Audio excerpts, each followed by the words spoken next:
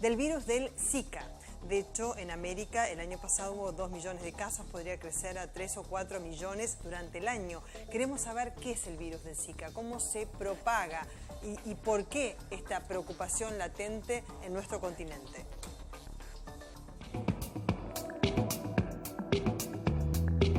The explosive spread of Zika virus to new geographical areas with little population immunity is another cause for concern, especially given the possible link between infection during pregnancy and babies born with small heads. El Zika es una enfermedad que es parecida al dengue, pero de menor intensidad. O sea, duele menos las articulaciones, duelen menos los dolores musculares y tiene dos características que son distintas al dengue. Tiene una conjuntivitis, o sea, el ojo está rojo, pero sin secreción, diríamos. Y en segundo, tiene una incidencia mayor de un brote, un salpullido, que pica mucho, que es los médicos llamamos pruriginoso. Esas son las dos únicas. Y el otro tema es que el Zika es muy leve, entonces a veces puede pasar desapercibido, y eso es un problema, porque uno cree que no se enfermó de dengue y puede enfermarse. Entonces eso es uno de los temas más importantes con respecto al virus Zika, ¿no? Como aún no tenemos una vacuna, estoy segura que vamos a tenerla, pero va a demorar un tiempo.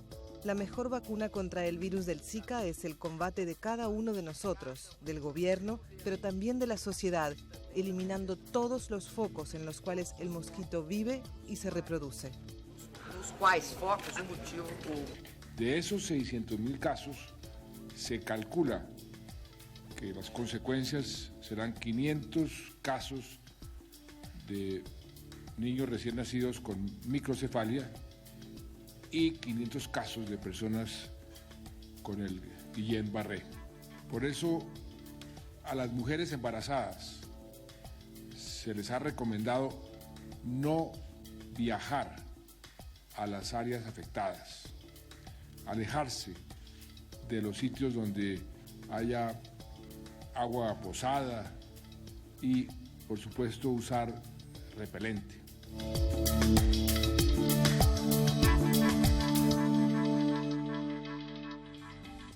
¿Y qué es el virus del Zika? Gonzalo Basile es un experto en este tema, es presidente honor y coordinación América Latina y Caribe de Médicos del Mundo y de hecho se encuentra en República Dominicana. ¿Qué tal? Muy buenas noches, ¿cómo le va? ¿Qué tal? Buenas noches, Hugo. ¿Qué es el virus del Zika?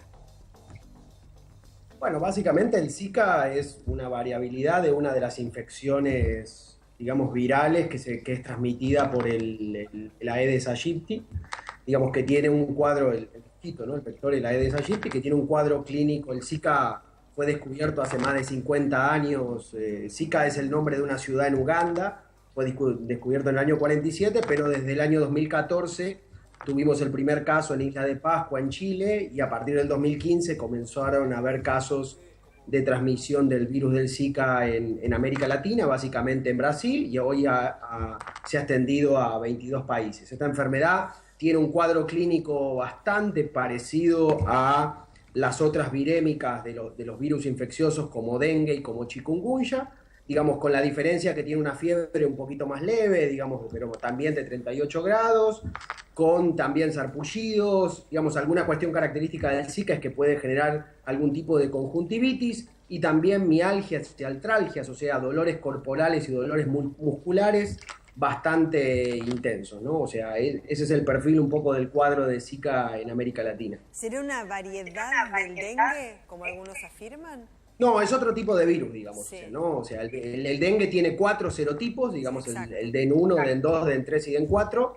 Esos 4 serotipos circulan en América Latina y circulan sobre todo en el cono sur, entre Brasil, Argentina, Bolivia y demás. Tenemos esos 4 serotipos de dengue circulando. El Zika es otro virus diferente, como fue chikungunya, ¿no? O sea, Sí. básicamente tenemos que entender que este tipo de enfermedades son enfermedades obviamente que tienen que ver en primer lugar con lo que está ocurriendo a nivel internacional y a nivel de nuestra región, con el tema de los cambios, digamos, de cambios del clima y destrucción del ambiente, que sin duda impactan en los comportamientos epidemiológicos de este tipo de enfermedades, ¿no? Como dengue, chikungunya, malaria, Zika y otro tipo de enfermedades que obviamente, digamos, por el aumento de la temperatura, por los cambios en la humedad y el clima, obviamente también por el aumento de precipitaciones que hace que haya más intensas, digamos, olas de lluvias, pero también, digamos, obviamente también inundaciones y tipo de enfermedades, digamos, de emergencias socioambientales. Eso impacta en una segunda cuestión de América Latina muy importante y el Caribe,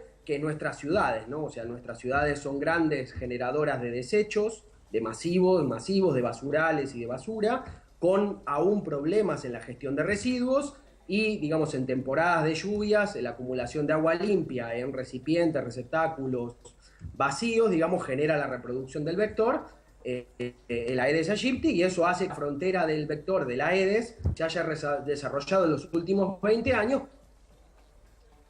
Sí. Son pampeanos. O sea que casi se todo en transmite América por la Latina, picadura y hoy del llegue mosquito, desde ¿no? México hasta la región. Sí.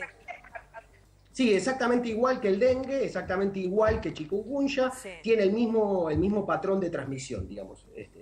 Con la salvedad que en el caso de Zika, digamos, o sea, tenemos estudios ahora actualmente, por los estudios que ha hecho Brasil y los descubrimientos que ha hecho el Instituto de Salud Pública de la Fundación Osvaldo Cruz, de la Fiocruz, una de las fundaciones de salud pública más importantes de América Latina, digamos que es la relación entre Zika y microencefalia, digamos, o sea, en mujeres gestantes, ¿no? O sea, básicamente la relación de que se ha descubierto, digamos, primero en 3 casos el año pasado, que mujeres que habían tenido Zika en la etapa de gestación, en los primeros 3 meses de gestación durante el embarazo, digamos, después desarrollaron una microencefalia, digamos, o sea, eso, digamos, fue estudiado y hoy Brasil desarrolló un protocolo de atención y un protocolo de vigilancia y de respuesta a los casos de microencefalia en mujeres gestantes embarazadas y lleva detectados 4.180 casos notificados, o sea que son casos sospechosos, pero de esos 4.180 solamente 270 están confirmados efectivamente, digamos, Sí. o sea, que quiere decir que menos del 10%, o sea, aproximadamente el 6% de los casos notificados han sido confirmados como el desarrollo y la relación y la asociación entre Zika y microencefalia. Claro, y estábamos escuchando al presidente de Colombia esa referencia a que cuidado con las mujeres que están embarazadas para no viajar a los países de mayor riesgo. Bueno, en el caso, por ejemplo, de la Argentina se están estudiando 2 episodios particulares, de una colombiana que viajó a visitar a sus familiares a su país de origen y volvió a la ciudad de Buenos Aires, y un neuquino que viajó a Colombia y después regresó y que presenta una sintomatología que tiene que ser estudiada a ver si es compatible con el virus del Zika, ¿no? ¿Cuáles son los países más afectados y qué recomendaciones da usted? Bueno, básicamente, digamos, si nosotros tomamos el patrón de chikungunya, que, a ver, ¿qué quiere decir esto? Como son virus nuevos, digamos, pero son transmitidos por el mismo vector, el Aedes aegypti, Sí. toda la población que tuvo en los últimos 20 años en América Latina y el Caribe, en diferentes brotes y diferentes epidemias de dengue, tuvo dengue en los últimos 20 años, o bien tuvo chikungunya en los últimos 2, no pueden olvidarse que entre 2003 y 2014, solamente en la región del Caribe y en la región de Centroamérica se estima entre 8 o 10 millones de personas que tuvieron chikungunya, digamos, o sea. Entonces, el Zika puede ocupar, al ser una enfermedad, una novedad virémica, un nuevo virus que puede transmitir el mismo vector, puede, digamos, las personas han quedado inmunizadas por chikungunya o han quedado inmunizadas por algún tipo de serotipo de dengue, pero no están inmunizadas por Zika. Entonces, pueden ser afectadas por por esta enfermedad, digamos. Claro. O sea, en segundo lugar, digamos, también hay que tener en cuenta que, digamos, nuestros sistemas de salud siguen teniendo muchísimos problemas y debilidades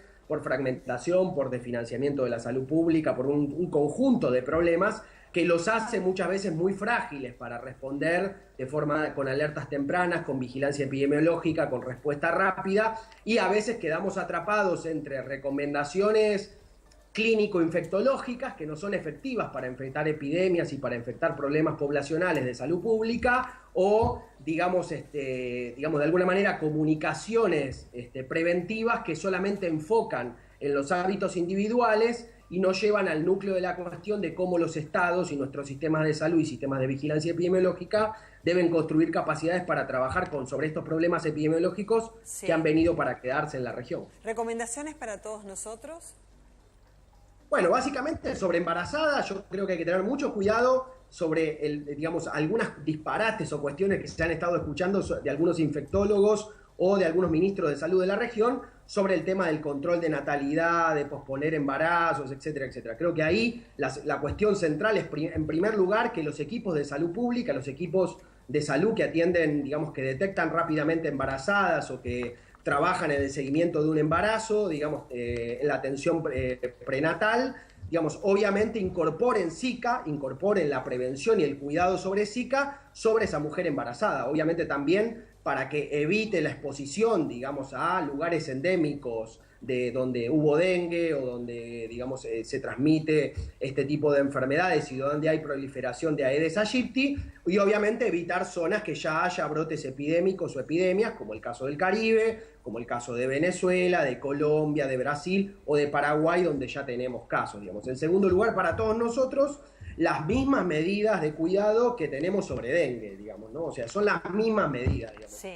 O sea, evitar los recipientes con agua, que puede ser hasta las macetas, hasta un neumático, qué sé yo. Hay tantas ocasiones, ¿no es cierto?, para que se acumule agua, por ejemplo, ¿no? Sí, en realidad, digamos, más que la cuestión más de anécdota del control de descacharrado, en primer lugar necesitamos sistemas de alerta temprana para detectar rápidamente febriles, digamos. Claro. Febriles inespecíficos, rápidamente poder llevarlos al sistema de salud.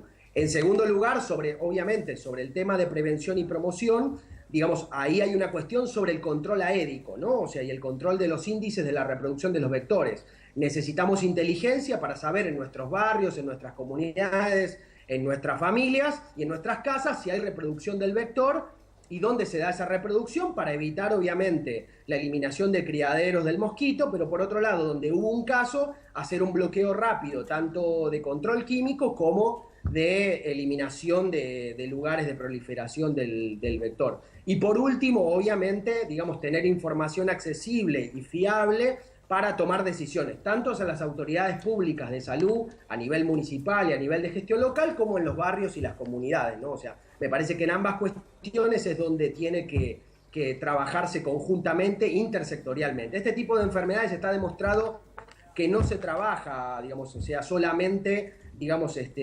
hablando sobre medidas correctivas o medidas normativas que se deberían tomar, sino que se trabaja intersectorialmente, construyendo las medidas con la participación comunitaria y la participación ciudadana de las propias sociedades, de los propios barrios y de los propios lugares donde se puedan producir efectivamente transmisión vectorial de la enfermedad. Sí, ante una sintomatología que usted ya mencionó, ir rápidamente al médico, ¿no es cierto?, de manera urgente. Muchísimas gracias, muy amable. No, gracias a ustedes por el tiempo. Gracias por esta información, porque inclusive el Ministro de Salud de la Nación ha advertido sobre esta cuestión, así que cualquier sintomatología que ya hemos manifestado aquí, vayan al médico, no se automediquen, esto es importante. Ante cualquier duda hay que ir a un médico. Además, todos nuestros hospitales del sistema público está preparado para asistir en caso de esta sintomatología. La que vamos a presentar después de la pausa es una historia de vida, pero que por ahora no tiene un final feliz, porque Alan Rodríguez hizo muchísimo esfuerzo teniendo síndrome de Down estando incluido en un colegio para chicos que no tienen síndrome de Down, que es lo que se llama la inclusión, ¿no?, social y educativa que se debe dar.